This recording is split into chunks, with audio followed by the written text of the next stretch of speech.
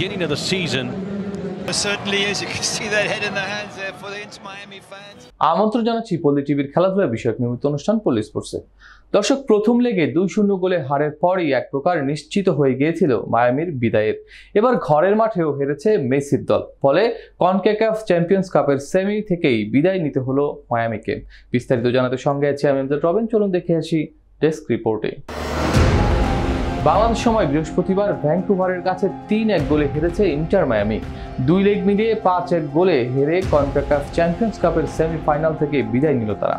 প্রথম লেগে হারের পর ঘুরে দাঁড়ানোর চেষ্টায় শুরু থেকে আক্রমণাত্মক ফুটবল খেলতে থাকে মায়ামি।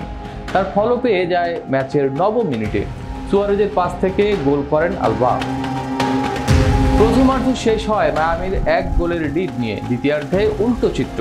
দ্বিতীয় হাফে উল্টো মায়ামির উপর চেপে বসে ভ্যাঙ্কুভার। 51তম মিনিটে সমতায় ফেরে তারা। গোল করেন ব্রায়ান হোয়াইট। তার 2 মিনিট পরই আবারও মায়ামির জালে বল পাঠায় সফরকারীরা। এবার স্কোরার পেদ্রো ভিতা। দর্শক, এরপর একের পর এক আক্রমণ করেও গোলের দেখা পাননি মেসি সুয়ারেজেরা। 71তম মিনিটে আরও 1 গোল হজম করে মায়ামি। সাব্বির পাস থেকে ভ্যাঙ্কুভারকে তৃতীয় গোলটি এনে দেন সেবাস্তিয়ান বারহাল্টার। শেষ পর্যন্ত আর কোনো দল গোল করতে পারেনি। আজ এ পর্যন্তই। পরবর্তী পর্বে আবারও হাজির হওয়ার প্রত্যাশায় আজকের মতো বিদায় নিচ্ছি। আল্লাহ হাফেজ।